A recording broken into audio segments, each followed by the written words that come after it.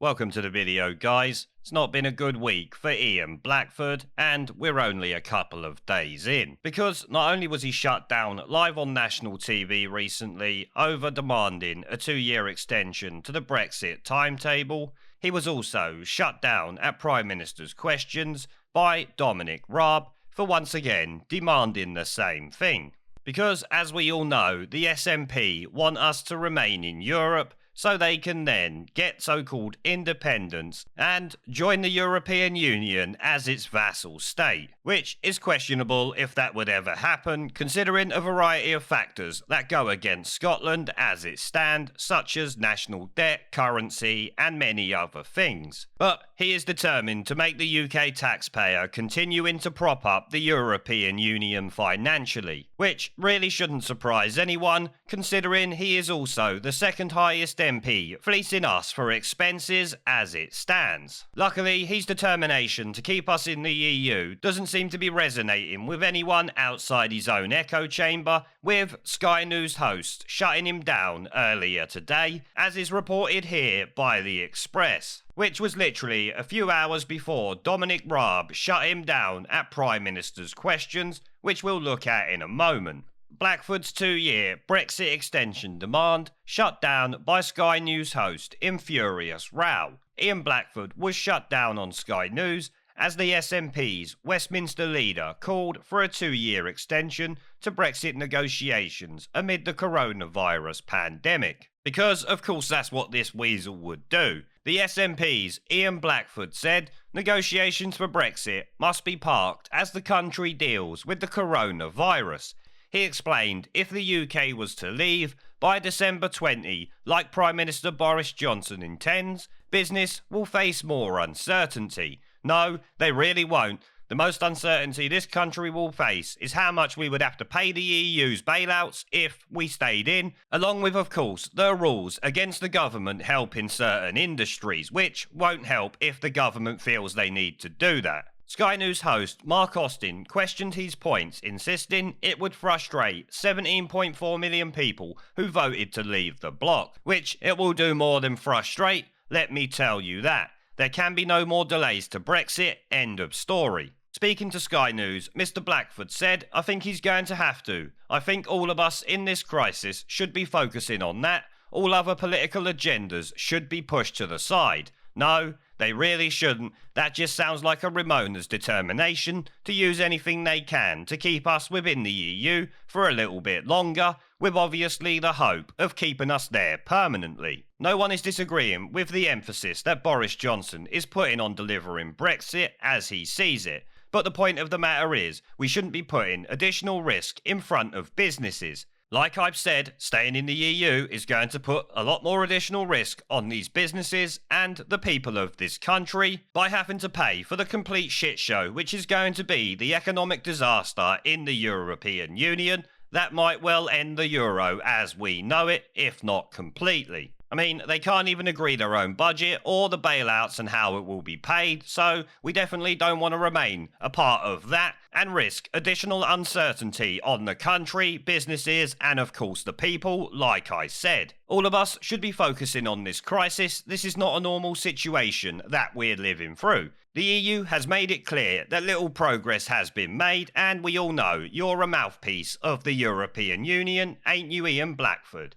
The sensible thing to do is park this, let's have an extension of an additional 2 years. No, the sensible thing to do is for you to park your mouth and keep your nose out. The decision has been made, we're off, end of story. Let's get through this crisis that we're in at the moment. No, we can get through this crisis and we can still leave the EU. Any government is going to be capable of doing 2 things at once, let's be honest. He added, we can come back to the Brexit negotiations when this is done. No, we can scrap the Brexit negotiations, go WTO, and pay the EU sweet FA. That would be the best thing to do. The less money we pay to the EU, the more money we have to pay for businesses and things here that we need. Host Mark Austin stepped in saying, but virtual negotiations are going on. There's more planned in May and June. Surely 1 or 2 years of transition will just frustrate 17.4 million people, lead to more uncertainty for business, and just prolong the negotiations, which obviously it will. But that's exactly what Ian Blackford wants at the end of the day. He wants to delay the negotiations, he wants to create more uncertainty, he wants to pay the European Union more money, and he doesn't give two shits what the 17.4 million people want or voted for at the end of the day, as we've seen over the past few months and years. Mr. Blackford replied, "I think what would frustrate people is ending up in a situation where we get a bad deal or no deal at all at the end of this year. No deal will actually help us more than any deal the government could come up with currently, I would expect. Like I've said, the EU bailouts are going to be astronomical. We don't want any part of having to pay for that." Now, like I said, it didn't stop with the Sky News interview earlier where he was slapped down. It also happened at Prime Minister's Questions by Dominic Raab, as is pointed out in the headline here. Ian Blackford slapped down after scathing Brexit rant on shameful no-deal gamble. SNP's Westminster leader Ian Blackford launched into a raging rant against the British government as he demanded Westminster agree to an extension of the Brexit transition period to safeguard the economy, which is essentially word for word what he was saying earlier on Sky News. And we will take a look at in this clip we've got here. We are 2 months away from the deadline on approving an extension to the Brexit negotiations. Michel Barnier has been clear.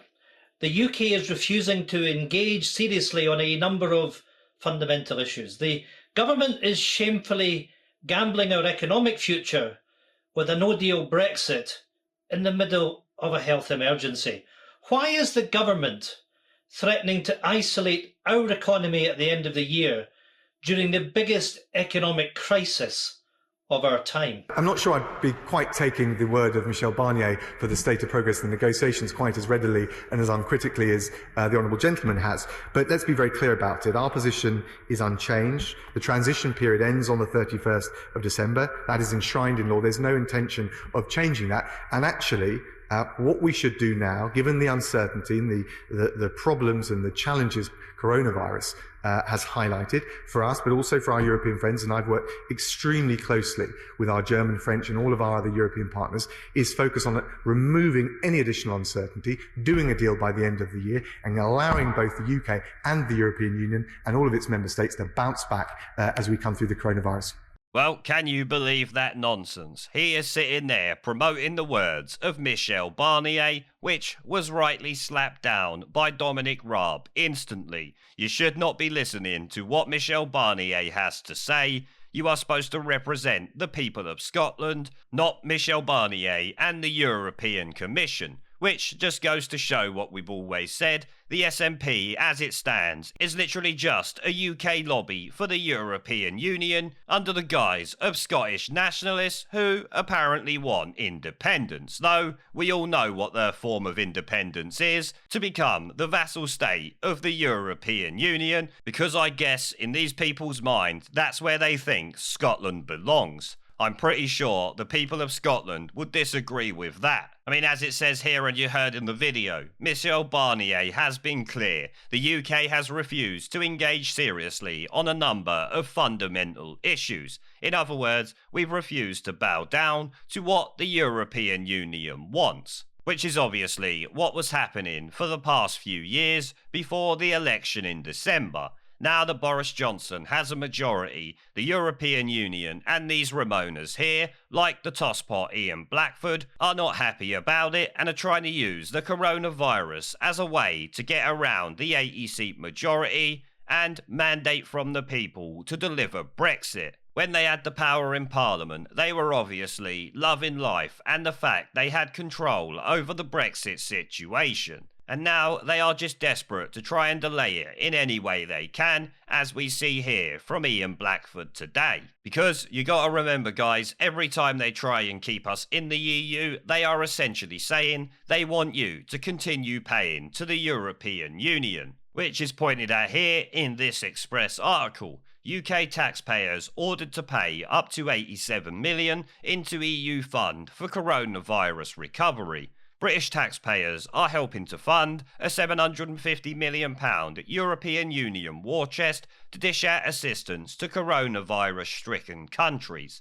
So we're already being forced to put money in, which is obviously not good, but should shitweasels like Ian Blackford get their way and keep us in for another 2 years, you would soon see that 87 million adding zeros to it really quickly, which is obviously what he wants. Express.co.uk can reveal the government is expected to continue contributing to the emergency fund despite officially leaving the bloc on January 31st. This is something I am not happy with, but is something we knew the transition period would entail, which is why it cannot be delayed any longer, not even for 2 days, let alone the 2 years that Ian Blackford is asking for. Now, like I said at the beginning of this video, Ian Blackford asking for things that will cost us more money shouldn't really come as a surprise to anyone, because we had this report out recently suggesting he costs us a shiteload of money every year. Ian Blackford rakes in £241,000 in expenses,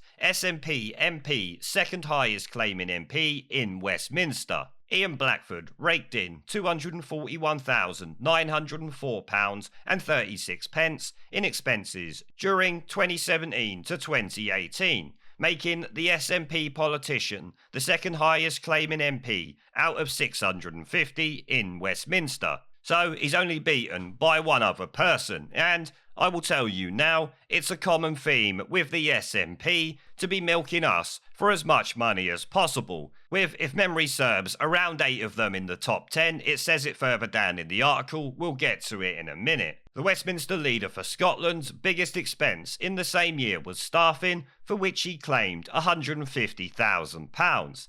This is compared to an average spend on staffing in the UK as £115,000 and £94,000 in London. Amazes me that staffing costs are lower in London than anywhere else, but that's not really the point of this video. The MP for Ross, Skye and Loch Harbour claimed £22,941 on accommodation, £31,742 on travel and subsistence, and £36,000 on office costs, along with £963 on who's knows what, because they couldn't even write their article properly, according to figures from Ipsos and the Daily Telegraph. IPSA said MPs serving as party leaders often have higher claims, while those who live further away from Westminster often have higher travel claims. Mr Blackford came in second to DUP MP Jim Shannon, who claimed the highest expenses of any MP at £242,135, so only a few hundred more than old Ian Blackford here, who has been raking it in at the taxpayer's expense. And yep, here it is, I was right. The figures also revealed 8 SNP MPs, including Mr Blackford, made the top 10 highest claiming MPs. So, a group of MPs for a party who despise Great Britain and want to become their own independent vassal state of Europe are quite happy to absolutely milk us dry when it comes to their expensive claims, with 236k there, 224k there, 224k there, 224k there, 222 there, and 220 there and there. So, what an utter disgrace, with one Tory MP making up the top 10 with them, and the DUP MP above, as we see. So, the SNP hate us so much that they will absolutely milk us dry and demand an extension to the Brexit timetable so the EU can continue milking us dry like they have been doing. Absolutely incredible, and I'm glad he was slapped down twice today for his nonsensical demand that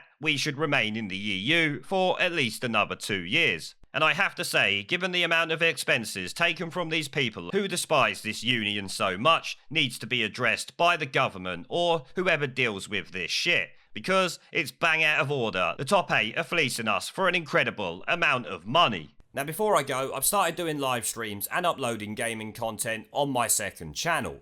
If you would like to come and join me for a live stream to chat in real time, have an interest in gaming related content on YouTube, or just want to follow me over there because you are a legend, the link will be down in the video description below and as a pinned comment. I hope to see you all there. Now, as always, before I go, I want to thank our PayPal, Patreon, Subscribestar and YouTube members for supporting the channel, along with everyone who watches my videos. Remember to let me know what you guys think down in the comment section below. Leave a like, Subscribe with the notification bell and share this video as it helps the channel a lot, and I will see you all in the next one. There is a pattern consistent throughout history of oppressed people turning on the oppressors, slaves against their owners, the peasantry against the feudal barons, colonies, Mr. Verhofstadt, against their empires, and that is why Britain is leaving. And it doesn't matter which language you use, we are going, and we are glad to be going. We're off.